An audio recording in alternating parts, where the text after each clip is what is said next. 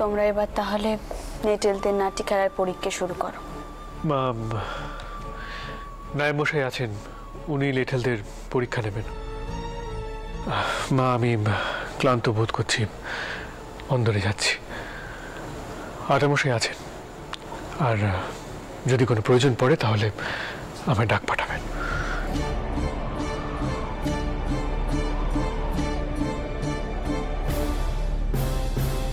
চোটকুকি, ই আবার কি রং? মতুর বাবু নাকি ক্লান্ত বোধ করছেন? জীবনে তো পেত্তম্বারে কথা কানে শুনছি বলে মনে হচ্ছে, নিশ্চয়ই নতুন কোনো চাল। দিদি, এসব কি কথা কইছো তুমি? হ্যাঁ, এখানে কাজের লোকের আছে, একটু চুপ কর। ছোট কুকি, যা গিয়ে দেখ মতুর বাবুর কিছু লাগবে কিনা, যা।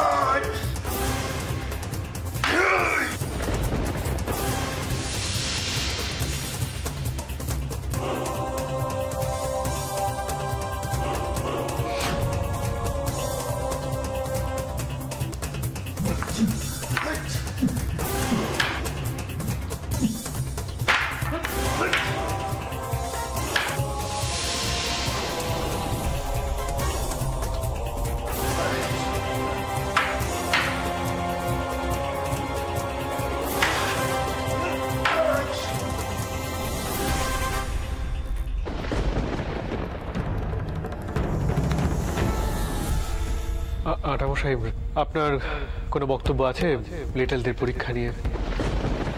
তুমি কি সত্যি আমার কাছ থেকে কোনো পরামর্শ চাইছো মথুর, নাকি সবার সামনে এটা প্রমাণ করতে চাইছো যে এই বিষয়ে আমি ততটা চৌকস নই? কোনটা?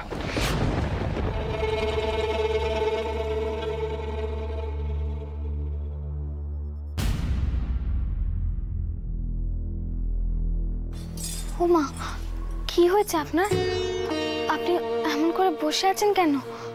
মাথা ধরেছে বুঝি? না না, কিছু কিছু না, কিছু হয়নি।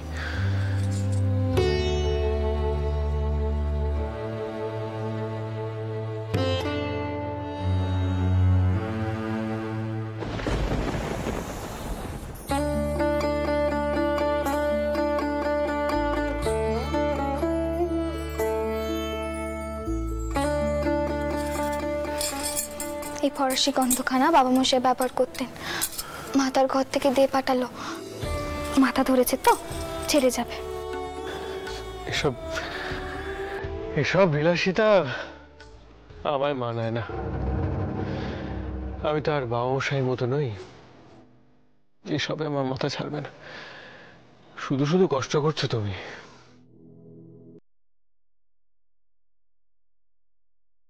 তাহলে কোন কি করলে আপনার একটু আরাম হবে?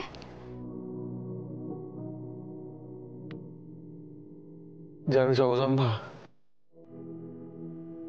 আমার বোধহয় কপালটাই মন্দ। আমার নিজের বাবা মশাই চিরটা কাল আমাকে ভুল বুঝলেন।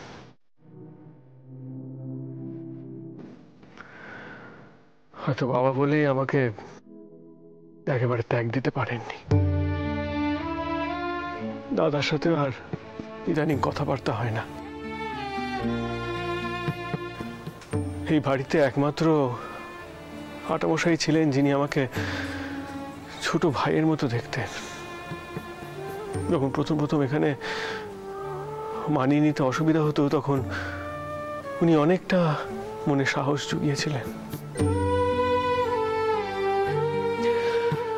ইদানিং কোনো অদ্ভুত কারণের জন্য উনি আমাকে ভুল বুঝছেন, ঘৃণা করছেন। বড়দিদি আমায় কোনো কালেই সহ্য করতে পারতেন না, কিন্তু আঠামশাই আমাকে পছন্দই করতেন।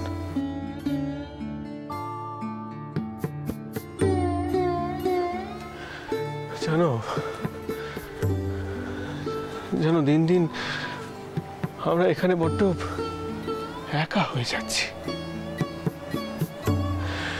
মিস দিদি না থাকলে যে কি হতো। সত্যি জানি না কি হতো। মিস দিদি আছে বলে তা একটু রঙ্গ তামাশা করে আর কারখানা ভরে থাকে। বাবা মশাই চলে যাওয়ার পর থেকে সবই কেমন যেন শূন্য হয়ে গেছে। আচ্ছা, বজ্জামাই দাদা আপনাকে অনেক কিছু কয়েছেন না? কি কি কয়েছেন? ও কিছু না, তোমাকে শুনতে হবে না। শুনলে তোমার মন খারাপ করবে, আর এই সময় মন ভালো রাখতে হয়।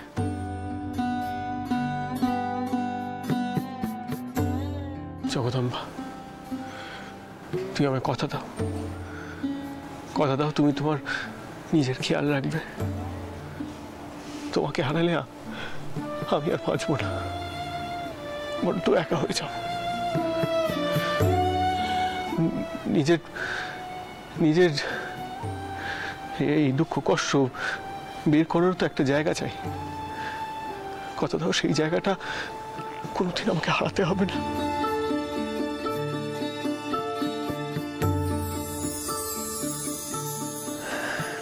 বেশ, কথা দিল।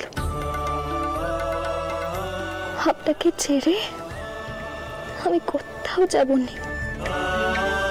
জমের সাথেও লড়াই করে যাব, তবু আপনাকে ফেলে যাব না। এবার আপনি যান। আপনাকে এমন দ্বারা দেখে সকলে অবাক হয়ে আছে। আসলে আপনি তো কোনোদিনই এমন আপনার কষ্ট প্রকাশ করেননি। মা কি ভাবছেন কোন দিকে? আসলে আটামশাইয়ের কথা এতটা আঘাত পেয়েছিলাম যে চলো নিচেই যাই। আপনি যান, আমার আর ওসব নাটানাটি দেখার কোনো ইচ্ছে নেই। আর শুনুন, দাদা কয়েছিল সে আপনার সাথে দেখা করতে চায়। আপনি একটিবার দাদার সাথে দেখা করে নেবেন। দাঁড়াও, কি বললে তুমি? আমি কি ঠিক শুনলাম? যে মেয়ে একটা সময় লাঠি নিয়ে বেরিয়ে গেছিল সাহেব ঠ্যাঙাবে বলে, যে মেয়ে বন্ধুকে নলের সামনে দাঁড়িয়েছিল, যে মেয়ে ঠগিদের ধরবে বলে একাই বেরিয়ে গেছিল, সেই মেয়ের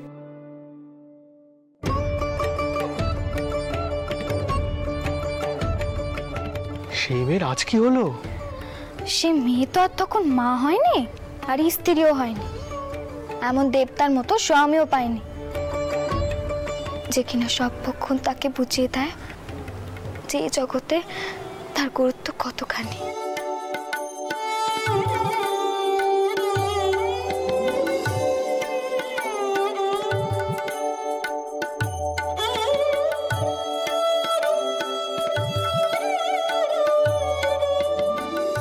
আপনি যান, আমি একটু একা থাকি। যে সৌভাগ্যে কোনোদিন ভাবনে ভেবেছিল, সে সৌভাগ্য কানা আজ পেলাম।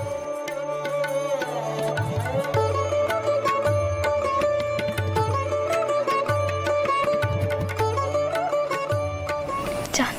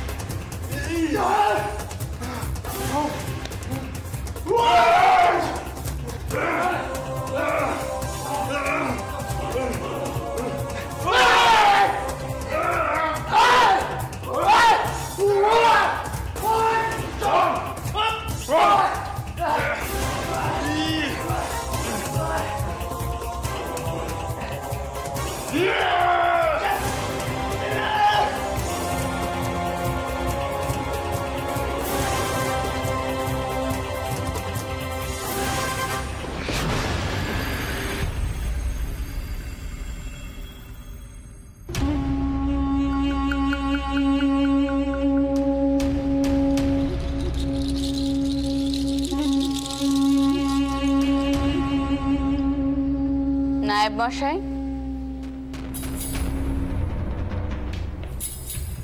আমি চাই এদের মধ্যে কেউ কেউ তরোয়াল খেলাও দেখাক। আমাদের সর্দারদের সব রকম কৌশল জানা প্রয়োজন। আগে বৌরানী,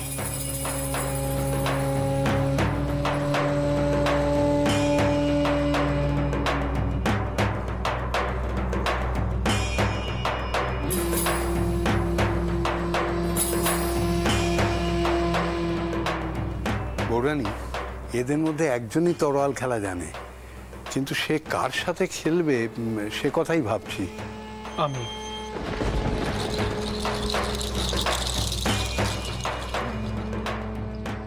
আমি খেলবো তরোয়াল, আর এমনিও আমার অভ্যেসটা হয়ে যাবে। বেশ তো মতো অভ্যেস থাকা ভালো। কত যায়নি কখন কি প্রয়োজনে আসে। দেখলি তো মিচকু, কি আমি কেন বলেছিলাম? যেভাবে পারবে মতুর বাবু নিজেকে জাহির করবে।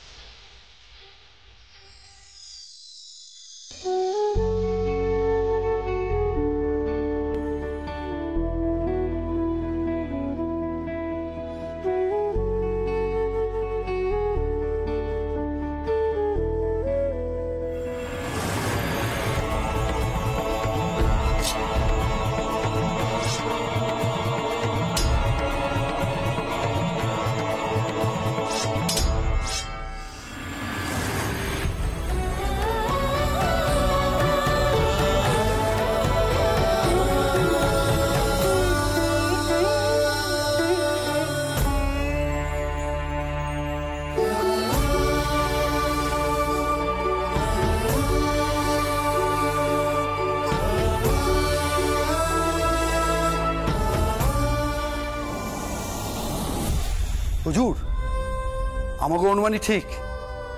বড় কর্তামা জানবাজারে ঠাইনেছেন। আরো একখান খবর শুনতে পালাম, আগে ওহানকার রানীমা নাকি এক গুচ্ছ নতুন লেটেল রাখতেছেন। না, সর্দারের জায়গায় বৌঠান কাউকে রাখবেন এটা স্বাভাবিক, কিন্তু এত নতুন লেঠেল কেন? তার মানে বৌঠান আমাদের অভিসন্ধি টের পেয়ে গেছেন। আশ্চর্য আবার কি আছে বাবু? শুনলেন তো আমার বড় গিন্নির কথা। তারে একবার হাতে পাই, তারপর দেখতাছি আমি। পারবেন না রায়মশাই, পারবেন না। বৌঠানের আশ্রয় থেকে তাকে বের করতে পারবেন না, বরং তার লেঠেল বাহিনীকে কি করে আটকাবেন সেটা আগে ভাবুন। শেষ পর্যন্ত আমরাই না ফাঁদে পড়ি। বটে, আপনার তাই মনে হইতেছে? শোনেন, আমার নাম রামরতন রায়। আমার নামে বাঘে গরুতে এক ঘাটে জল খায়। নায়েব, আমার লেঠেলদের জড়ো হতে কও, আর আশপাশের তালুকে যত লেঠেল আছে তাদের ডাক দেও। শুনছি ওই রাজচন্দ্র দাসের রংপুরের তালুক নাকি বড় লোভনীয়। ওরা কলকাতায় বসে বসে লেঠেল সাজাক, আর ততক্ষণে আমি ওদের জমি দখল করি। তারপর দেখি ওদের লেঠেল কি কামে লাগে।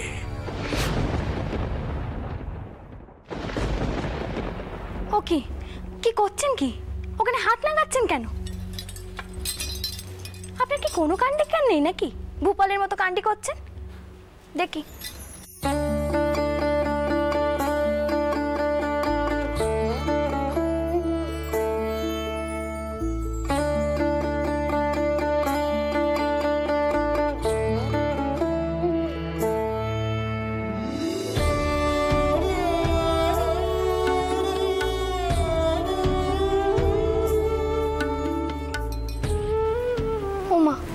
হাসছেন যে বড়, আপনার যে মাথায় মাঝে মাঝে কি ভূত চাপে আমি জানি রে বাপু।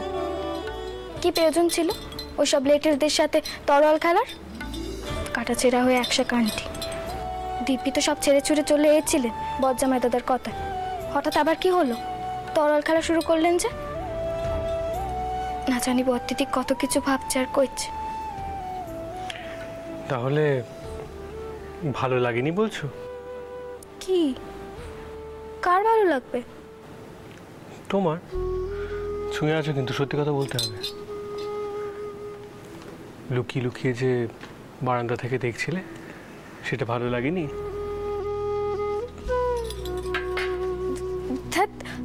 কি যে কন আপনি, তার কোনো ঠিক নেই। একবারটার মা আমি, আরেকবারটা আসতে চলেছে, আর এখন আপনি এসব রঙ্গ তামাশা করছেন? ছি ছি, এখন এসব কথা কইতে আপনার মুখেও পাচ্ছেন না। বাহ, অমনি আমার দোষ হয়ে গেল। বেশ, তাহলে মেজদিদিকে ডাকো তো। মেজদিদি বিচার করে বলুন কার দোষ বড়, যে লুকিয়ে লুকিয়ে দেখছিল না যে শুধু সে কথাটা মুখ ফুটে বলেছে। এই কাজ কিন্তু তুমি আগেও করেছিলে, মনে পড়ে? করুণার বিয়ের সময় আমি বরযাত্রী হয়ে এসেছিলাম।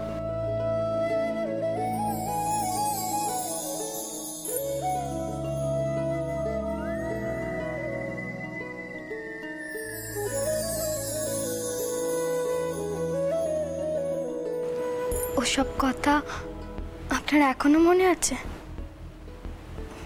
তখন তো সব অন্যরকম ভেবেছিল। আমিও তাই ভেবেছিলাম।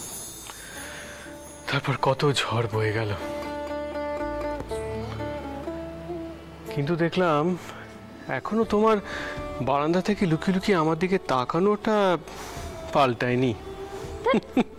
আমি আর আপনার সাথে কথাই কইব না। এখন একটু চুপটি করে দাঁড়ান দেখি।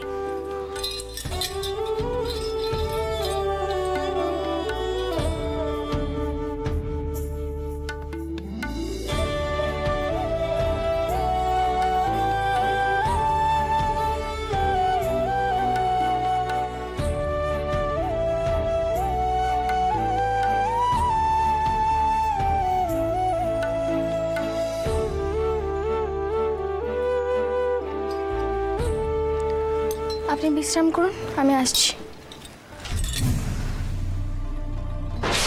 কি হলো জগদম্বা?